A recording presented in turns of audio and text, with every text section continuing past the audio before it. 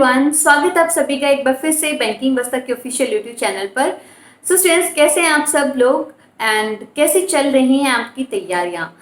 देखिए, काफ़ी टाइम के बाद में आज एक सेशन मैं आपके लिए लेकर आई हूं जिसमें एक काफ़ी बड़ा चेंजेस यहाँ पर जो किया गया है उसके बारे में एक डिस्कशन करने वाले हैं about the CET examination, that is common eligibility test, जो आपका 2021 से इम्प्लीमेंट किया जाएगा। सो आज के सेशन में एक छोटा सा डिस्कशन रखने वाले हैं जिससे आपको पता चले कि ये being an aspirant, being a student आपके लिए कितना बेनिफिशियल होने वाला है, क्या चेंजेस आपको करने चाहिए अपने आप में और अपने सिलेबस में, किस तरीके से अब आपको आगे तैयारी करनी चाहिए ताकि आप अपना नेक्स्ट ईयर का टारगेट है उसको पूरा कर पाए। सो इसमें एक छोटा सा आपके लिए सजेशन भी रहेंगे, कुछ मेरे ओपिनियंस हैं जो मैं आपके साथ में शेयर करना चाहूँगी। सो आई होप सेशन को आप लास्ट तक देखेंगे। और सिर्फ अगर आप मुझसे कनेक्ट होना चाहते हैं तो आप मुझे फेसबुक एंड इंस्टाग्राम पर भी फॉलो कर सकते हैं। इसका लिंक जो है वो आपको डिस्क्रिप्शन बॉक्स में दिया गया है। फ्रेंड्स, अभी रिसेंटली हमारे गवर्नमेंट ने अनाउंस किया है, जो काफ़ी टाइम से चल रही थी डिस्कशन की, कॉमन एलिजिबिलिटी टेस्ट एक करवाया जाएगा। सारी हमारे जितने भी रिक्रूटमेंट एजेंसीज होती हैं उनका एक कॉमन एग्जामिनेशन होगा। ये बात तब की है जब मैं एसएससी के लिए प्रिपरेशन कर रही थी, मुझे याद है तभी बोला गया था कि नेक्स्ट ईयर से ही इम्प्लीमेंट हो जाएगा, बट अब 2 या 3 साल बाद जाके ये इम्प्लीमेंट फाइनली कर दिया गया है। सो क्या ये आपके लिए अच्छा है या फिर आपके लिए बुरा है, इसका क्या इफेक्ट आपकी तैयारियों पर पड़ने वाला है, तो आप क्या सोचते हैं एक कॉमन एग्जामिनेशन कंडक्ट करवाने के प्रोज एंड कॉन्स क्या क्या हैं। देखिए, मेनली तो मैं यहाँ पर डिस्कस करूंगी बैंकिंग एग्जामिनेशन के लिए, क्योंकि ये जो चैनल है वो बैंकिंग से ही रिलेटेड है। But this session will help you अगर आप किसी भी एग्जामिनेशन की लाइक एसएससी रेलवे एग्जामिनेशन की भी तैयारी कर रही हैं। तो अभी आप ये मान सकते हैं ये एक टेस्ट मैच है, ठीक है। सिर्फ 3 एजेंसीज को यहाँ पर रखा गया है, एसएससी, रेलवे एंड आईबीपीएस।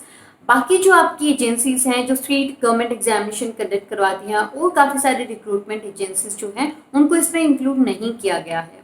तो आप मानेंगे सबसे पहले टेस्ट मैच इन सारी तीनों एग्जामिनेशन में रखा जाएगा ताकि चेक किया जाए कि ये सक्सेसफुल हो पाता है या नहीं।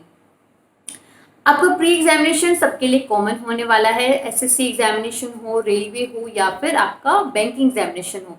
जो नॉन टेक्निकल पोस्ट होंगी उनके लिए कॉमन एग्जामिनेशन आपका प्री एग्जामिनेशन कंडक्ट करवाया जाएगा वंस इन अ ईयर, और उसका जो आपका स्कोर कार्ड होगा वो 3 साल तक वैलिड होगा। यानी आपको बार बार वहाँ पर प्री एग्जामिनेशन देने की जरूरत नहीं पड़ेगी। अभी तक आप देखते आए हैं कि हमारे जो बैंकिंग एग्जामिनेशन होते हैं उनका सिलेबस बिल्कुल सेम रहता है, लेकिन आपको फिर भी बार बार प्री एग्जामिनेशन देना पड़ता है। लेकिन एक अच्छी बात यहाँ पर ये हो जाएगी कि आप डायरेक्टली मेंस एग्जामिनेशन की तैयारी शुरू कर पाएंगे अगर आपका सीट एग्जामिनेशन क्लियर हो जाता है तो। ओके, बट इसके साथ में एक नेगेटिव पॉइंट ये है कि जहां आपको पूरे साल में 4 से 5 चांसेस मिलते थे प्री एग्जामिनेशन को क्लियर करने के लिए, यहाँ पर सिर्फ आपको एक चांस दिया जाएगा। एक ही चांस आपको मिलेगा अपना 100% देने का, जितना अच्छा आप स्कोर कर पाए आपको उस एक एग्जामिनेशन में ही करना है। तो सीरियसली लेना उस प्री एग्जामिनेशन को भी। बट आपका जो मेंस एंड डिस्क्रिप्टिव इंटरव्यू वो बाकी जो स्टेजेस हैं वो आपकी रिस्पेक्टिव रिक्रूटमेंट एजेंसीज ही करवाएंगी। लाइक अगर आपका बैंकिंग एग्जामिनेशन है, जैसे आपका सीईटी होता है तो आपका मेंस एग्जामिनेशन आईबीपीएस ही कंडक्ट करवाएगा। यहाँ पर एक स्टूडेंट का क्वेश्चन आ रहा था कि मैम क्या सिर्फ सीईटी के बेसिस पे हमें जॉब मिल जाएगा, तो ऐसा नहीं है। सीईटी के बाद में भी काफ़ी सारे स्टेजेस होंगे जिनसे आपको गो थ्रू होना पड़ेगा, उसके बाद में फाइनल लिस्ट आपका लगेगा जिसके बाद में आपको सिलेक्टेड माना जाएगा, ठीक है फ्रेंड्स।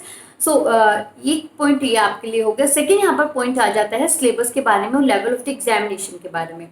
अगर मैं बाकी एजेंसी से कंपेयर करूं तो आपका जो बैंकिंग एग्जामिनेशन का प्री लेवल एग्जामिनेशन होता है वो कहीं ज़्यादा हाई लेवल का होता है बाकी एग्जामिनेशन के कंपैरिजन में, ठीक है। क्योंकि देखो, बैंकिंग एग्जामिनेशन में जो रीजनिंग का लेवल आता है वहाँ पर पजल्स पूछे जाते हैं, इंग्लिश लैंग्वेज का जो पेपर आता है वो भी काफ़ी डिफिकल्ट होता है, एंड अरिथमेटिक के क्वेश्चंस वो भी काफ़ी डिफिकल्ट आते हैं आपके बैंकिंग एग्जामिनेशन में। तो उन स्टूडेंट्स के लिए अच्छी बात है जो ऑलरेडी बैंकिंग एग्जामिनेशन की तैयारी कर रहे थे, क्योंकि इससे ऊपर का लेवल आपका प्री एग्जामिनेशन में नहीं आएगा। कितना भी वो हाई पूछ ले लेकिन इससे ऊपर नहीं पूछने वाला है, तो आपके लिए ये एक अच्छी बात हो जाएगी। अगर आपको एसएससी लेवल का प्री एग्जामिनेशन देने को मिला तो आप बहुत अच्छा वहाँ पर स्कोर कर पाएंगे। आपका रीजनिंग सेक्शन, आपका क्वांट सेक्शन और इंग्लिश सेक्शन जो है उसको प्री एग्जामिनेशन में इंक्लूड किया जा सकता है। लेकिन एक यहाँ पर कंफ्यूजन ये चल रहा था कि अगर वहाँ पर जीके इंक्लूड किया गया like that in railway and SSC, तो वो कैसे कर पाएंगे बैंकिंग स्टूडेंट्स। तो देखो वो ऐसा बिल्कुल भी नहीं करेंगे। प्री एग्जामिनेशन में अगर उनको इंक्लूड कुछ करना भी होगा तो मेरे ख्याल से उनको करंट अफेयर्स इंक्लूड करना चाहिए, क्योंकि ये बाकी जितने भी आपके एग्जामिनेशन होते हैं उन सबके लिए कॉमन है। बाकी रिस्पेक्टिव आपका मेंस एग्जामिनेशन में आपसे बैंकिंग अवेयरनेस पूछ सकते हैं, एसएससी वालों से आपका जनरल नॉलेज पूछ सकते हैं, रेलवे वालों से वो साइंस के क्वेश्चन पूछ सकते हैं, वो उन पे डिपेंड करेगा। ठीक है, तो प्री एग्जामिनेशन को वैसा रखेंगे ताकि किसी को भी कोई इश्यू ना आए। मेरे ओपिनियन में एक यहाँ पर सबसे बड़ा क्वेश्चन ये है कि जहाँ पर सीट एग्जामिनेशन 10th 12th और ग्रेजुएशन लेवल पर अलग अलग कंडक्ट करवाया जाएगा, वो भी 2.5 करोड़ स्टूडेंट्स के लिए एग्जामिनेशन होगा। तो यहाँ पर गवर्नमेंट ने बस ये नहीं बताया कि उनकी इस एग्जामिनेशन को कंडक्ट करवाने के लिए तैयारी कैसी है। बस डर इस बात का है कि जैसे रेलवे एस्पायरेंट्स के साथ में हुआ, उन बच्चों के साथ में हुआ जिन्होंने रेलवे एग्जामिनेशन के लिए अप्लाई किया हुआ था। रेलवे आप देखोगे 1 साल से भी ज़्यादा टाइम हो चुका है, 1.5 करोड़ बच्चों ने एग्जामिनेशन के लिए फॉर्म फिल किए थे, पैसे दिए थे, बोला गया था कि वो पैसे उनके अकाउंट में वापस आ जाएंगे, ना पैसे वापस आए हैं ना एग्जाम कंडक्ट करवाया गया है।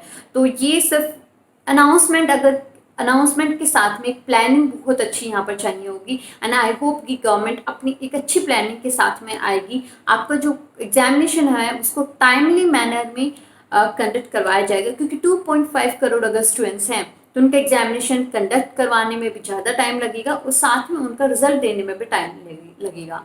ठीक है, तो इसलिए बैंकिंग एग्जामिनेशन को हम हमेशा यूँ चूज़ करते थे, क्योंकि उसमें आपने देखा होगा कि जो रिक्रूटमेंट प्रोसेस है वो काफ़ी फास्ट होता था।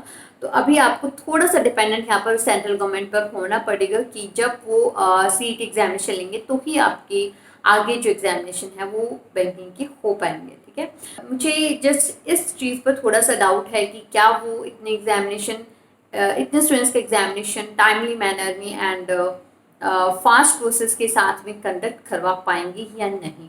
Okay, so anyways let's hope for the best. अगर उन्होंने ऐसा अनाउंसमेंट किया है तो ऑब्वियसली कुछ सोचकर ही किया होगा, ये आप सबके लिए अच्छा प्रूव होने वाला है। एक इंसिडेंट मुझे याद है, देखो जब कोई भी एग्जामिनेशन क्लियर नहीं हो रहा था मेरा, तो मैंने सोचा कि क्यों ना मैं आईबीपीएस क्लर्क एग्जामिनेशन गुजरात से अप्लाई कर दूं, आरआरबी क्लर्क एग्जामिनेशन मैं यूपी से अप्लाई कर दूं। तो आप मानेंगी मैं प्री एग्जामिनेशन देने के लिए गुजरात गई थी, उसके बाद में दोबारा मेंस एग्जामिनेशन देने के लिए गुजरात गई हूँ, यूपी गई हूँ, मैं आगरा गई हूँ आरआरबी क्लर्क एग्जामिनेशन देने के लिए। तो जब आप जॉबलेस होते हैं तो आप कितना भी एफर्ट करते हैं एग्जामिनेशन को क्लियर करने के लिए, कहीं भी आपको किसी भी कोने में जाना पड़े आप जाते हैं। तो ये बहुत अच्छी बात है कि अगर आपको दूसरे स्टेट से अप्लाई करना है तो आपको ट्रैवल करके प्री एग्जामिनेशन के लिए एटलीस्ट नहीं जाना पड़ेगा, आप जहाँ भी जाएंगे वो मेंस एग्जामिनेशन के लिए ही जाएंगे। ठीक है, तो जिन स्टूडेंट्स का बार बार प्री एग्जामिनेशन क्लियर होता रहता है, मेंस एग्जामिनेशन क्लियर नहीं हो पाता है, तो भाई अभी अपने मेंस एग्जामिनेशन की तैयारी में बिल्कुल लग जाओ। एंड एक एडवाइस उन स्टूडेंट्स के लिए जिनका already IBPS PO and clerk examination clear हो चुका है, देखो ये जो अभी आपको टाइम मिला है ना, आपकी ज्वाइनिंग से पहले का भी जो आपको ये टाइम मिला है उस टाइम को इन्वेस्ट करिए, यहीं पर नहीं रुकना है आपको। क्योंकि आप देख रहे हैं बैंक का प्राइवेटाइजेशन भी हो रहा है, आपको नहीं पता है फ्यूचर में आपके लिए क्या आने वाला है।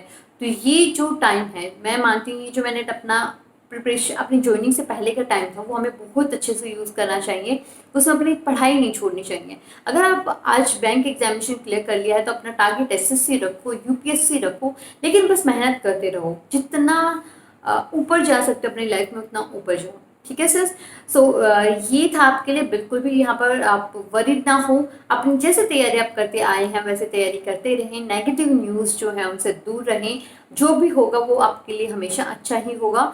और जो स्टूडेंट्स तैयारी करता है, जो स्टूडेंट्स मेहनत करने के लिए तैयार होता है, उसके लिए चाहे गवर्नमेंट कितने भी चेंजेस कर ले, वो उन सारे चेंजेस के अकॉर्डिंग अपने आप को चेंज कर लेता है, अपने आप को मॉडिफाई कर लेता है, एंड एट लास्ट वही सर्वाइव कर पाता है जो अपने आप को क्या करता है, मॉडिफाई करके रखता है, कंपैटिबल रखता है हर एक सिचुएशन में। ठीक है फ्रेंड्स, आपको कोई भी इससे रिलेटेड डाउट हो तो आप जरूर कमेंट सेक्शन में कमेंट करके मुझे बताएं। So this is all about today's session guys, and I hope अपनी तैयारी जो है वो बहुत अच्छे से कंटिन्यू रखेंगे एंड अपने आप को आगे बढ़ाएंगे, अपने जो गोल्स हैं उनको अचीव करेंगे एंड खुद को पॉजिटिव चीज़ों से सराउंडेड रखेंगे। ठीक है, नेगेटिव न्यूज़ से खुद को दूर रखें, and thank so much and good luck students, have a nice day.